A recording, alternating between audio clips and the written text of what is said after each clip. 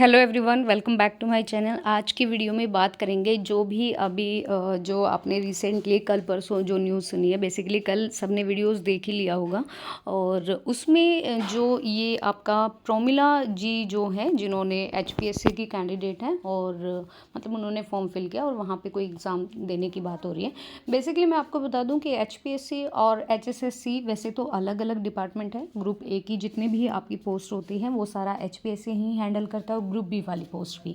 लेकिन यहाँ पे जो अगर आपका कमीशन चाहे वो एचपीएससी हो, चाहे वो HSSC Haryana service selection commission हो, चाहे वो आपका हरियाणा पब्लिक सर्विस कमीशन हो, इसमें क्या होता है कि अगर आपने रिजर्वेशन पॉलिसी सेम फॉलो की है तो आपको जो रिजल्ट्स होंगे उनके या कोर्ट की तरफ से जो भी ऑर्डर होगा या इंस्ट्रक्शंस होंगे तो you have to follow and दोनों ही कमीशंस को। And as you know very well कि प्रोमिला जी केस जीत गई हैं कि उनका जो केस था वो सीधा सरकार को लेकर था और सरकार वहाँ पे हार गई है।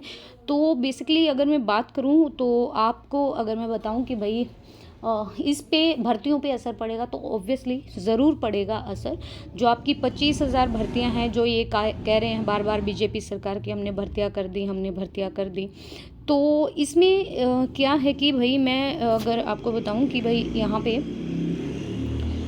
क्या कहते हैं, हाँ, ऐसा नहीं है कि पेपर दोबारा होंगे, ऐसा नहीं हो सकता कि भाई इनको हटा दिया जाएगा, वो भी नहीं हो सकता।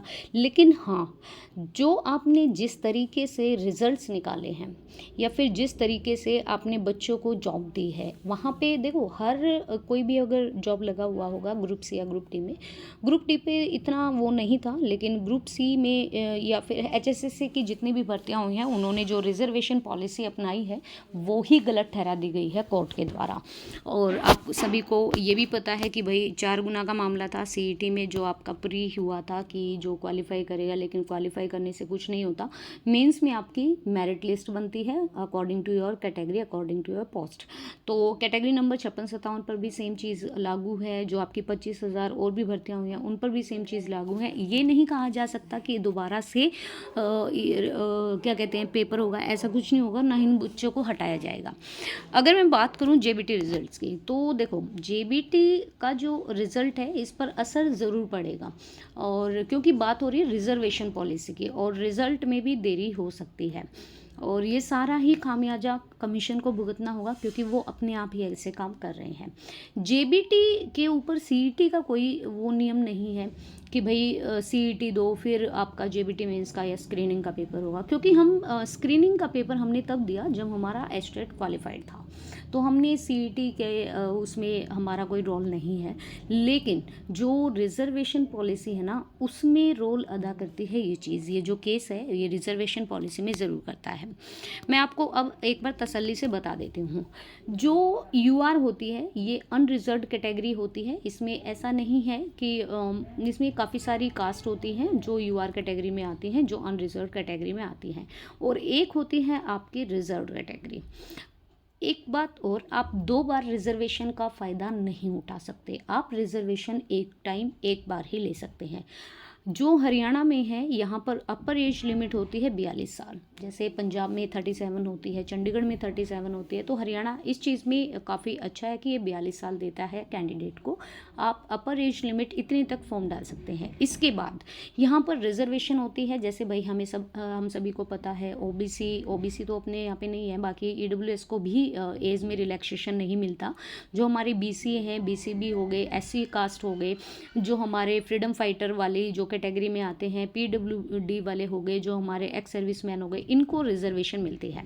तो देखिए, जैसे अगर मैंने फॉर्म डाला और मेरी एज थी 42 से ज़्यादा, मेरी 43 है, मेरी 44 एज हो गई, ऐसा कुछ है, और मैंने फॉर्म डाल दिया, तो मैंने यहाँ पर अपनी रिजर्वेशन कैटेगरी का फ़ायदा उठा लिया है और मैंने यहाँ पे फॉर्म डाल दिया। अब मुझे रिजर्वेशन नहीं मिलेगी आगे। लेकिन अगर आपने रिटन एग्ज़ाम दिया, आपके मार्क्स जनरल के इक्वल थे या उससे अपनी कैटेगरी से ज़्यादा थे, तो रिटन एग्ज़ाम में भी आपका जो रिज़ल्ट होगा वहाँ पे दोनों में ही आपको क्या होगा, जनरल में इंक्लूड किया जाएगा। आफ्टर डीवी जब फाइनल लिस्ट आएगी तब भी आपको जनरल में इंक्लूड किया जाएगा।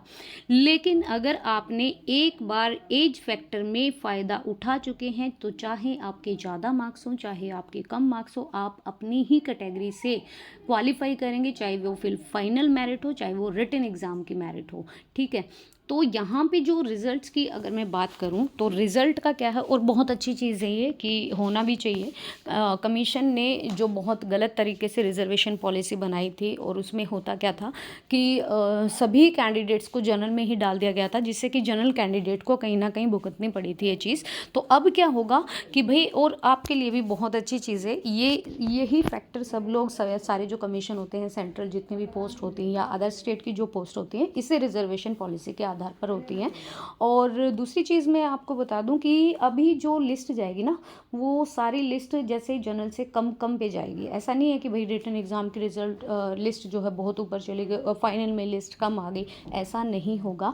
अब सबसे हायर जो आपकी कट ऑफ जाएगी वो जनरल की जाएगी, फिर आपका जो EWS है, BCB है उसकी जाएगी, फिर BCA की, फिर SC की, फिर PWD की, फिर आपकी एक्स सर्विसमैन की, जैसे जैसे रिजर्वेशन मिलता है उसके अकॉर्डिंग।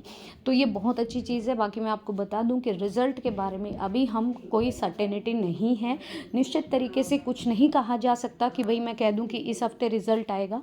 और बाकी इनकी स्टेटमेंट आपकी डेली ही चेंज होती रहती हैं, तो उस चीज़ के बारे में कुछ कह भी नहीं सकते, इनका कुछ नहीं पता। जब ये एक रात में जाकर ये ग्रुप 56 का पेपर ले सकते हैं, तो ये कुछ भी कर सकते हैं, रिज़ल्ट निकाल दो भैया। लेकिन ये अपने आप में उलझे हुए हैं, और कोर्ट के ऑर्डर आने के बावजूद भी ये उस पर अमल नहीं करते हैं, कोर्ट की कही हुई बातों पर।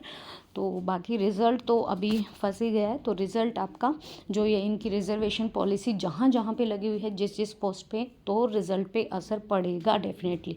बट ऐसा नहीं होगा कि हमारे साथ कुछ गलत होगा, थोड़ी देर होगी लेकिन बहुत अच्छा उसका रिज़ल्ट भी मिलेगा। दूसरा मैं आपको बता दूं कि DSSB में भी वैकेंसी आने वाली है, EMRS में भी वैकेंसी आने वाली है, KVS में भी वैकेंसी आने। जब तक आपके हाथ में अपॉइंटमेंट लेटर नहीं आ जाता, ज्वाइनिंग लेटर नहीं आ जाता, तब तक तैयारी करते रहिएगा। और अगर आपने सिर्फ इतना सोचा कि यहाँ तक ही आना था, तो फिर आप रहने दो। लेकिन श्योर सिलेक्शन तो तभी पता चलेगा जब जो हमारे हाथ में ज्वाइनिंग लेटर होगा। तो तब तक तो तैयारी करो, KVS की करो, DSSB की करो, EMRS की करो, NVS की करो, और भी ROH JBT की करो, चंडीगढ़ में जो टीचिंग के एग्ज़ाम्स होते हैं उनकी करो।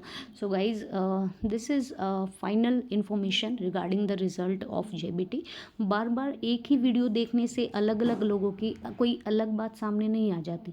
एक बार नोटिस को पढ़ना। अभी कोर्ट की तरफ से जो साइट पे नोटिस नहीं डाला गया है इसके रिगार्डिंग, जैसे ही कमीशन को रिपोर्ट मिलती है तो आपको वहाँ पे नोटिस दिखाई दे जाएगा, और जो नोटिस के हिसाब से हमें इंफॉर्मेशन मिलेगी तो हम उसके के अकॉर्डिंग मतलब ये अपडेट हमें मिलेगी।